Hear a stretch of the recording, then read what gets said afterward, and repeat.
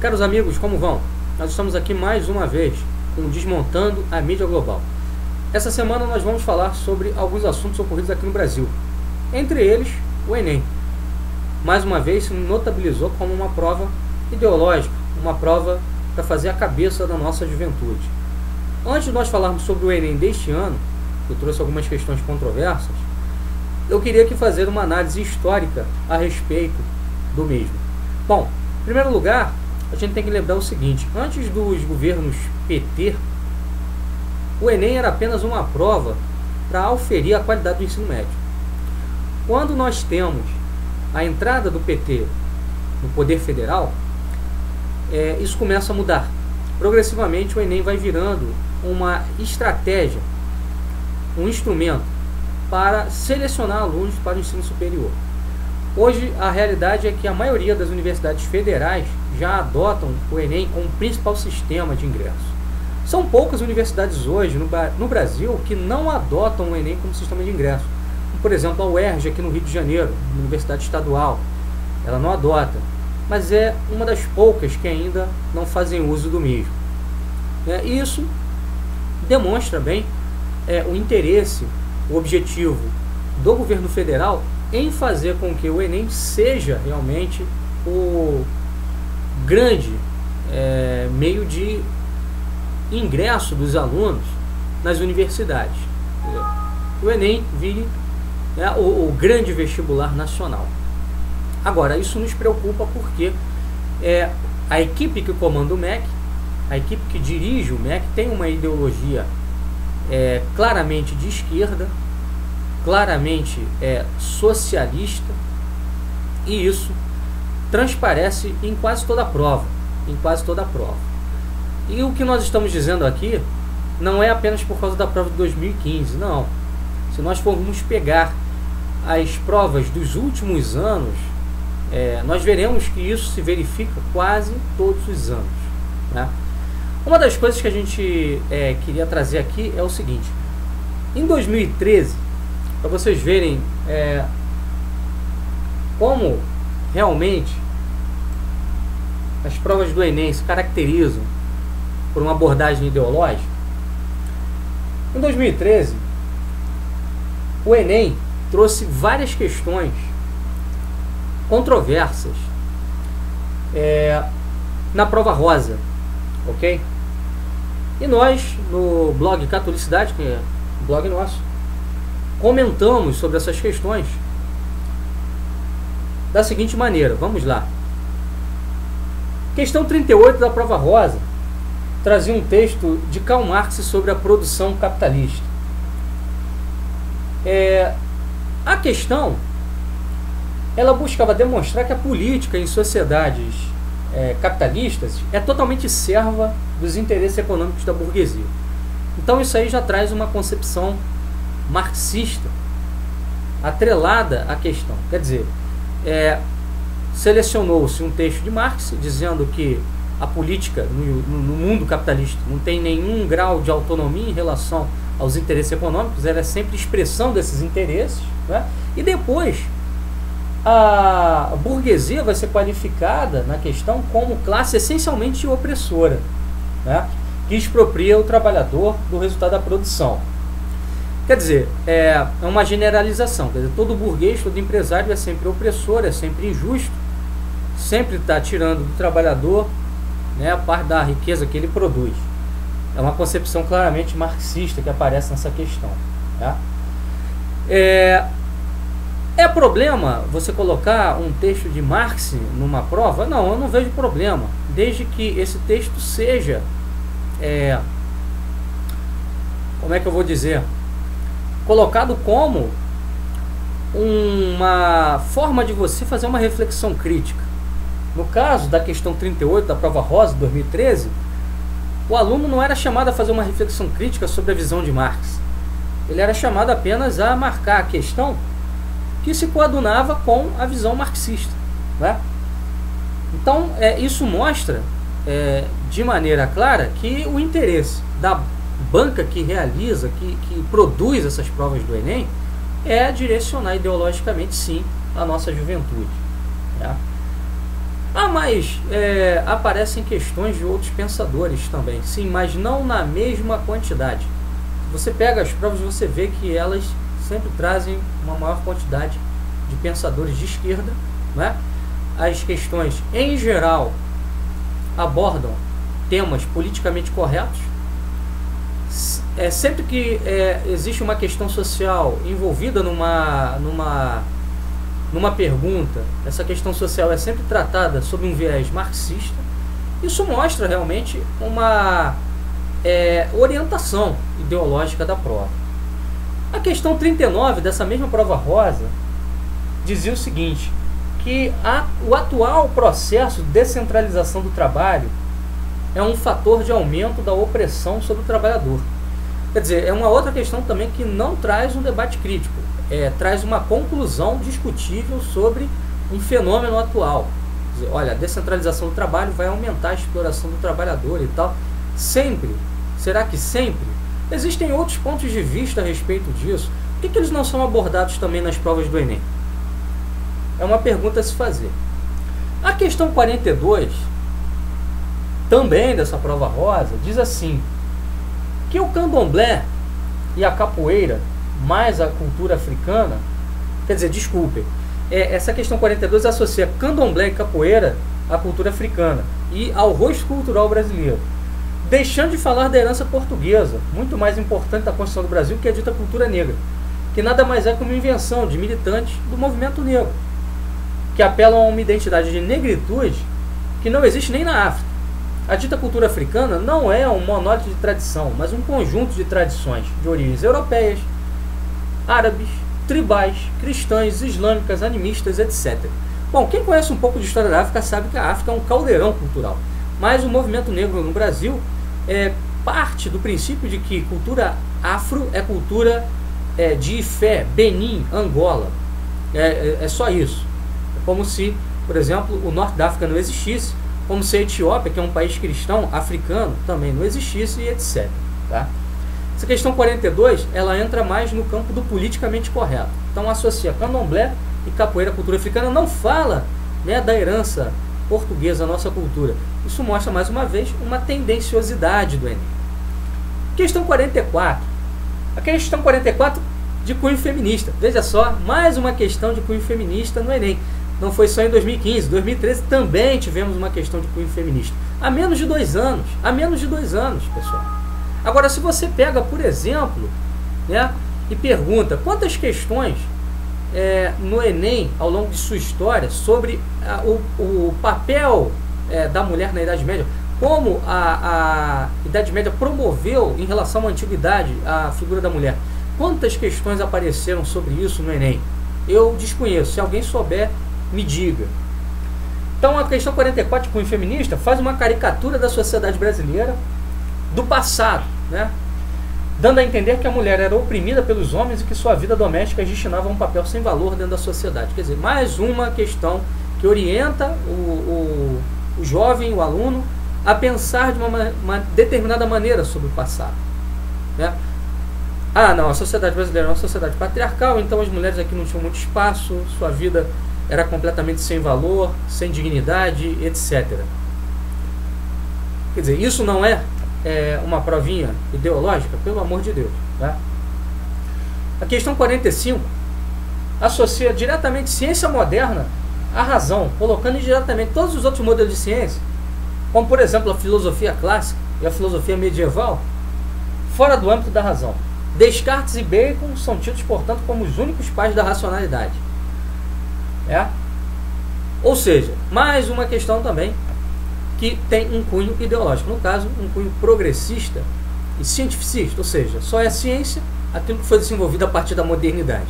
Tudo mais é lixo, tudo mais é mito, é lenda, não está no campo, né, da razão e deve ser qualificado como pura crença. Mais um absurdo, mais um absurdo.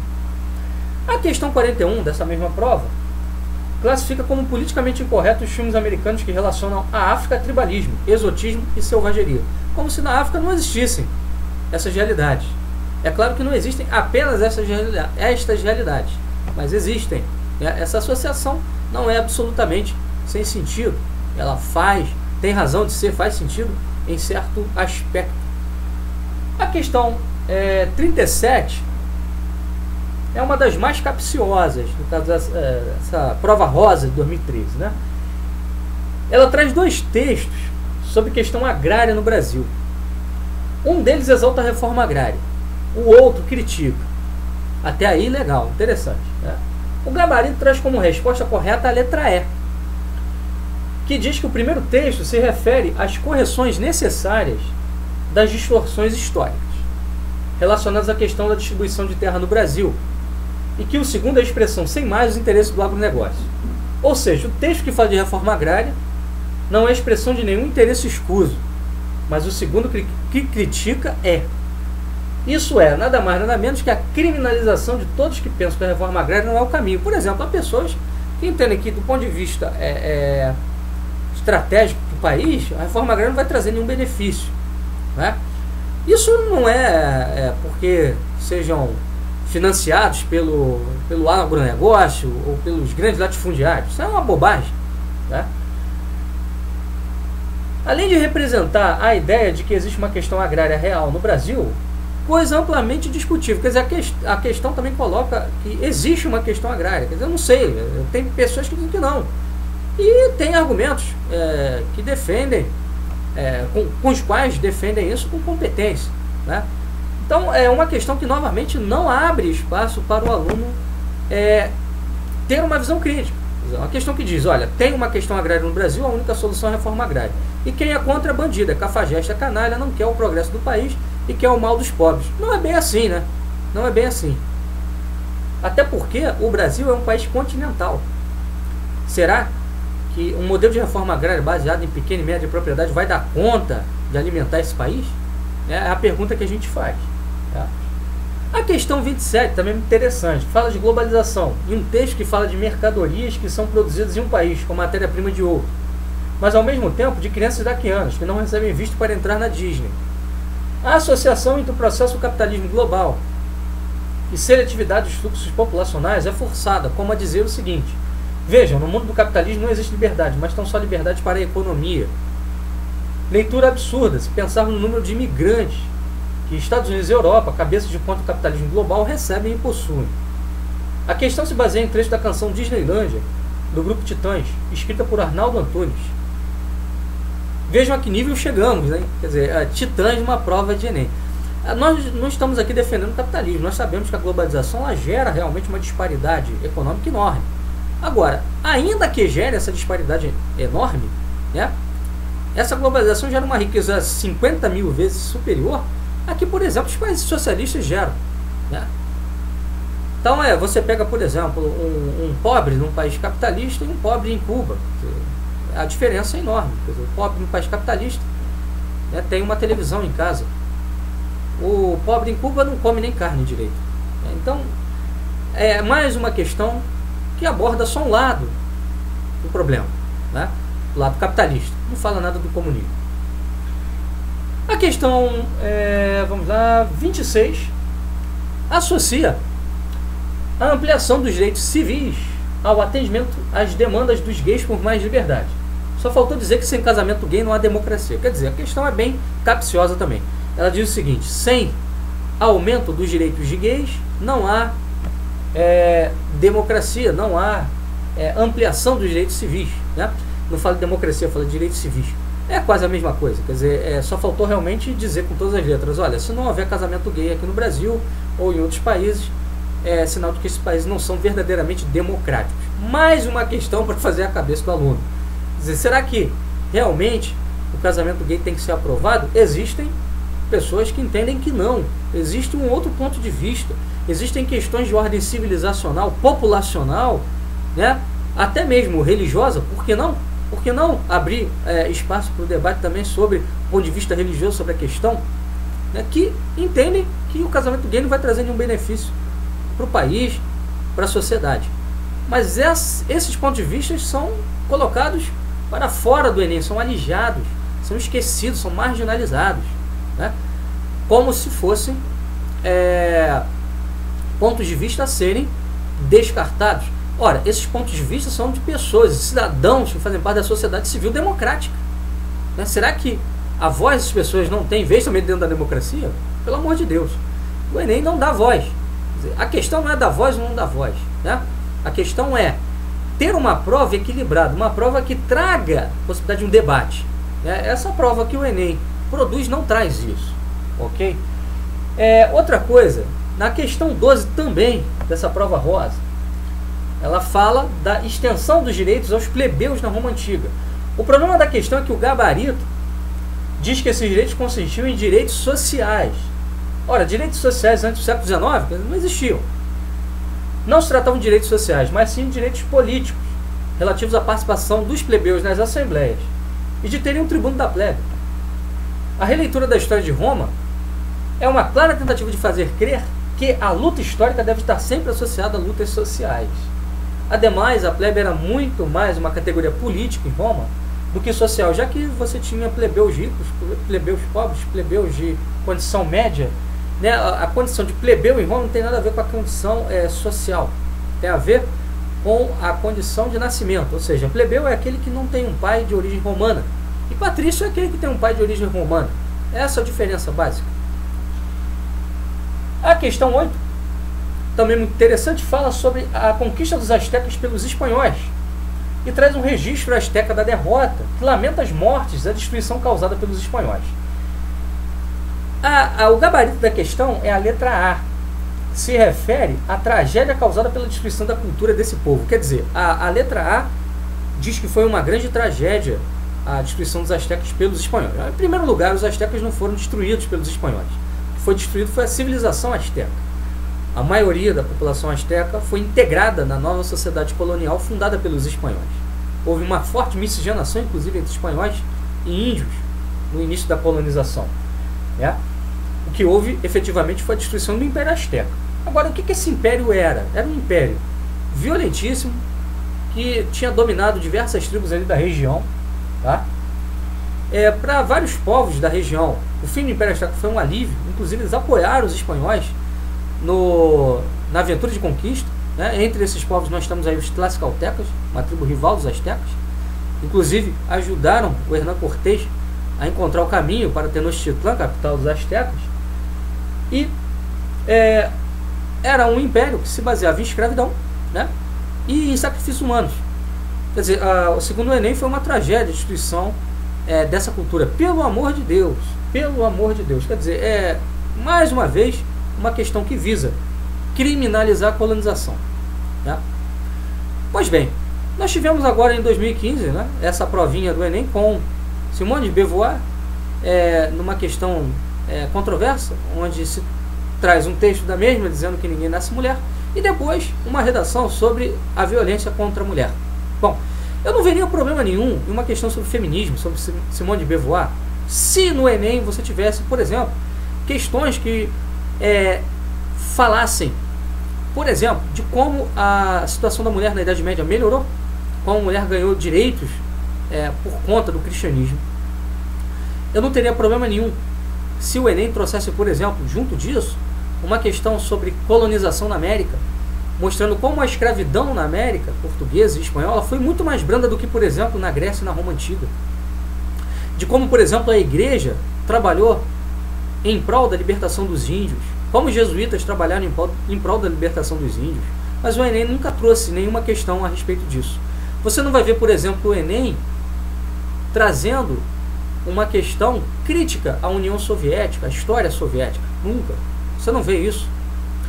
Eu cheguei a advogar mesmo que o Enem trouxesse, essa semana, numa discussão com um professor de esquerda, né, que o Enem trouxesse uma questão sobre Gilberto Freire, por exemplo, para equilibrar com essas questões que a todo momento ficam associando a colonização portuguesa a racismo. Gilberto Freire tem uma visão diferente. Ele disse, mas Gilberto Freire foi tratado em 2004. Pelo amor de Deus, 2004. Há 11 anos atrás. Enquanto que a gente vê todo ano questões politicamente corretas estarem sendo apresentadas ali nos cadernos do Enem. Há alguns anos atrás também houve uma questão sobre homofobia, sobre crescimento do assassinato de gays no Brasil, etc. Quer dizer, um recorte dos dados que faz com que o aluno que está fazendo a prova acredite que aquilo é a verdade absoluta. Essa redação que foi proposta é mais um absurdo. Por quê? A grande escalada de violência no Brasil não é contra a mulher, mas contra homens. A maioria dos assassinatos no Brasil são contra homens. O maior número de suicídios é o de homens, não de mulheres. Homens morrem muito mais cedo que mulheres. No Brasil você tem uma série de tipos de violência, aumento dos roubos, o assassinato no Brasil como um todo, no geral, aumenta a cada ano, né? Questões de segurança pública a serem tratadas, etc, etc, etc. A violência do Estado, né, que aumenta impostos todos os anos e não retorna esses impostos em forma de serviços. O petrolão que acabou de acontecer, né, toda essa investigação que está sendo feita. Por que esses temas não foram colocados como temas da redação? Né, e se escolhe exatamente um tema marginal a dar a entender que esse é um grande problema no Brasil. Eu não nego que exista violência contra a mulher no Brasil. Nem nego que seja um problema. Agora, é o maior problema do país? É o maior problema do país? Né? Aí eu me pergunto, se um aluno na redação fizer esses questionamentos que eu estou fazendo aqui em relação a esse tema, quanto ele tira? Será que ele é aprovado? Eu duvido muito. Eu duvido muito que seja. Então, se nós olharmos para as últimas provas do Enem e a quantidade de questões politicamente corretas e orientadas para uma visão socialista e progressista da história, uma visão cientificista, racionalista da história, nós veremos que não há como não dizer que essa prova é ideológica. Acho que está claro, mais do que claro, que é sim uma prova ideológica. Isso nos faz lembrar recentemente do seguinte: o MEC lançou um programa para os estudos históricos no Brasil absurdo, né? Um programa que trata a história como, né, um grande enredo étnico-antropológico, onde a narrativa é uma narrativa de luta racial, brancos contra negros, né? A história do Brasil é apresentada nesse viés, né? O viés étnico. E aí, dentro dessa proposta do MEC, cortaram inclusive Grécia Antiga. Cortaram Grécia Antiga desse programa de estudos históricos. O que é um absurdo, quer dizer, a visão, eles denunciam essa narrativa histórica tradicional como sendo uma visão ocidentalista, uma visão europeia, e propõem uma reformulação dos estudos históricos na medida em que eles tenham uma sensibilidade mais afro-ameríndia. Quer dizer, o papel do europeu na história do Brasil é eliminado. Isso não passa de falsificação histórica. É claro que você pode tratar das culturas indígenas, das culturas africanas, mas nunca esquecendo o processo de colonização que foi feito efetivamente pelos europeus. Então é esse caminho que nossa educação está seguindo no Brasil. Dá para levar isso a sério? Evidente que não. O Enem é evidentemente uma prova ideológica. E quem nega isso está negando a luz solar, né? É uma evidência, é algo que é indiscutível. Você poderia até dizer, mas olha só, o Enem trouxe esse ano algumas questões aí de Santo Agostinho, Santo Tomás de Aquino, etc. Para, isso é um besteirol, né? Dizer isso não faz sentido nenhum. Por quê? É como se eu fizesse uma prova exaltando a cultura dos Estados Unidos da América e pusesse ali uma questão bizantina sobre Parmênides, para dizer, olha, tá vendo, nem todas as questões que nós abordamos foram sobre os Estados Unidos, sobre a cultura americana, então tem uma questão sobre Parmênides.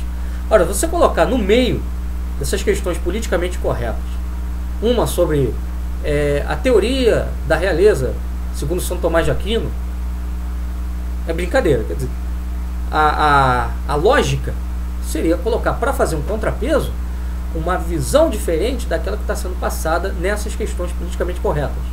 Ou seja, existem várias questões candentes hoje em dia: homossexualismo, racismo, feminismo, etc. Só se coloca um ponto de vista favorável a esses movimentos, nunca uma crítica aos mesmos. Então era isso que tinha que ter no Enem, mas não tem. Não aparece, porque o objetivo não é fazer o aluno pensar. O objetivo é formar a cabeça dele, é fazer a lavagem cerebral. que tanto interessa à esquerda, né? Bom, sobre o Enem, era isso que nós queríamos comentar, ok? Sobre as notícias aí da semana, nós também queríamos falar aqui rapidamente sobre a questão do desarmamento, né? Parece que a coisa está andando, né, no sentido de revogação do Estatuto do Desarmamento, que é muito importante para o cidadão de bem no Brasil poder se defender.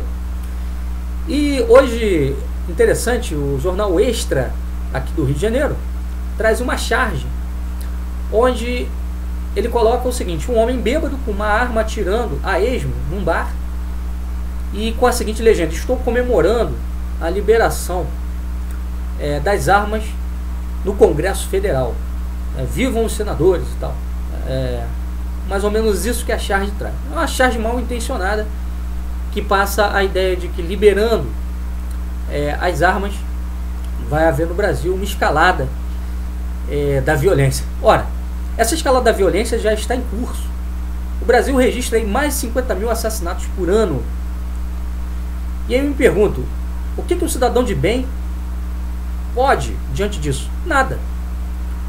Você não tem policial suficiente para dar conta dessa escalada de violência. Então, a maneira mais correta de enfrentar isso é liberando a arma para pessoas de bem, para cidadãos idôneos, que vão usar o armamento para a sua defesa pessoal. Existem duas posições hoje no Brasil que são diametralmente opostas e que, ao meu ver, são incorretas. Uma é desse pessoal de esquerda, que acha o seguinte: olha, a arma não pode ser liberada em hipótese alguma para o cidadão, né? Inclusive tem alguns que querem até desarmar as polícias militares, querem o fim das polícias militares, né? A desmilitarização das polícias, né? Que é um descalabro, um absurdo. E tem um pessoal mais à direita que quer liberar a venda de arma de maneira total, ou seja, sem nenhum limite, com o mínimo de regulamento possível a respeito disso. Eu penso que a coisa tem que ser feita dentro de um meio termo. Ou seja, quem poderia ter arma no Brasil? É o pai de família, ou o profissional que viaja, que trabalha, que precisa de uma arma para se defender, está no seu carro. É evidente que você não pode dar arma para qualquer um. Você não vai dar arma, vender arma para um moleque de 18 anos. Ah, mas ele é maior de idade. Não, peraí, mas você quer essa arma para quê? Você tem uma família, você precisa de uma arma para defender o seu patrimônio, sua casa, se algum bandido entrar ali dentro, né? Você trabalha num lugar de risco, você tem carro, você precisa se defender. Então eu acho que tudo isso tem que ser levado em conta. O que não pode é continuar do jeito que está, onde você não tem possibilidade de comprar uma arma. Um absurdo, né? E outra coisa é que o porte de arma tem que ser liberado, tem que ser facilitado para a população de bem desse país. O que nós vemos hoje no Brasil é que até militares estão tendo dificuldade de conseguir porte de arma. Um concunhado meu, que é da Marinha, não consegue. Ele já fez a petição várias vezes e não consegue ter um porte de arma. É um militar. O indivíduo está correndo risco, quer dizer, ele não pode sair de carro. Imagina, se ele é pego por uma quadrilha aí no meio da rua, quer dizer, o cara não vai poder fazer nada, vai morrer, né? Então isso tem que ser resolvido no Brasil. E eu espero que o Congresso realmente aprove o fim desse Estatuto de Desarmamento, importante para a diminuição da violência no Brasil. Não é para o aumento da violência não, para a diminuição, porque os vagabundos, quando virem que as pessoas estão armadas, vão pensar 5 vezes antes de tomarem uma iniciativa de assaltar, de matar, de seja lá o que for, né? Ainda sobre isso que nós estávamos falando, essa semana nós tivemos aqui na cidade de Nova Iguaçu, Rio de Janeiro, uma manifestação em frente ao Top Shopping, né, de policiais militares pedindo atenção da população ao que está acontecendo, né? Policiais militares morrendo a rodo. O último foi o policial Neandro, né, que morreu na Baixada Fluminense, aqui no Rio de Janeiro. E nós não vemos uma campanha nas televisões, na grande mídia, a sensibilizar a população em relação à situação policial. O policial hoje é criticado, é criminalizado, é tratado como bandido e etc. O policial não pode fazer nada. E você não tem uma proteção, uma defesa, uma assistência à família do policial quando acontece isso, né?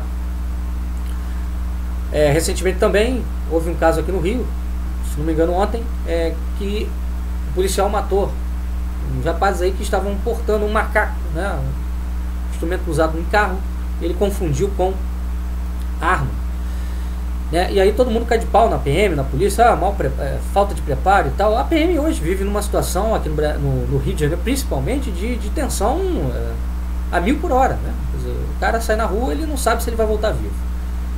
Mas isso tudo, para mim, já não importa. Importa apenas bater na polícia militar. Por quê? A ideia é exatamente essa: desmilitarizar a polícia militar, né? Desarmar a polícia militar, que é o grande sonho da esquerda. Nada de polícia, até porque eles veem a polícia como uma forma, né, de opressão da burguesia sobre a classe trabalhadora. O que é uma grande piada. A polícia está aí para defender o cidadão, né, seja pobre ou rico. E cabe à sociedade cobrar. Quando a polícia, quando a gente vê muito policiamento na Zona Sul e pouco na Baixada, o que a sociedade tem que fazer? Se organizar e buscar o que? Olha, tem que ter policiamento aqui também. Agora, a polícia, do ponto de vista da lei, está aí para defender todo mundo, né? Se isso não é aplicado, é uma outra questão. Uma outra coisa que nós também queríamos comentar aqui, né, é sobre o seguinte: essa semana capturaram aí lá no Oriente Médio um oficial israelense junto a uma tropa do ISIS, né, do Estado Islâmico. E aí cada vez vai ficando mais claro que o ISIS realmente é um braço, né, dos americanos e dos israelenses. Não estamos dizendo aqui que o ISIS surgiu ou foi criado pelos americanos ou israelenses. Não acreditamos nisso. Acredito que o ISIS surge como a Al-Qaeda surgiu e outros grupos terroristas islâmicos surgem, né, dentro daquele caldo de cultura jihadista do Islã atual. Mas é evidente que a logística, né, o preparo militar, né, o fornecimento de armamentos e tal, vem de alguém, né? Vem de alguém. E está muito claro que os americanos e os israelenses estão dando um apoio ao ISIS. Até porque quanto mais o ISIS se espalhar ali pelo Oriente Médio, melhor. O terrorismo se espalhando justifica uma intervenção, seja dos americanos ou de Israel na região. Sendo os americanos, você tem uma expansão ali da democracia liberal americana, consequentemente de governos títeres, né, obedientes a Washington. E no caso de Israel, o projeto é o Grande Israel, né? Ou seja, é preciso criar uma ameaça na região para justificar uma guerra. É o grande interesse de Israel e também americano. Então a gente vai vendo aí, pouco a pouco, dia a dia, que realmente fica difícil encarar que aquela visão, né, que vem de Washington, de que os americanos estão empenhados em combater o ISIS, realmente séria. Evidentemente, não é uma afirmação que a gente possa levar a sério. Pessoal, por hoje era só. Semana que vem nós estamos de volta com mais assuntos polêmicos, sobre aí a mídia nacional, a mídia global, desmontando as visões politicamente corretas que hoje são jogadas no seu cérebro. A gente quer aqui trazer um espaço de reflexão para que você pense o mundo de uma maneira diferente. Um abraço, até a próxima, fique com Deus.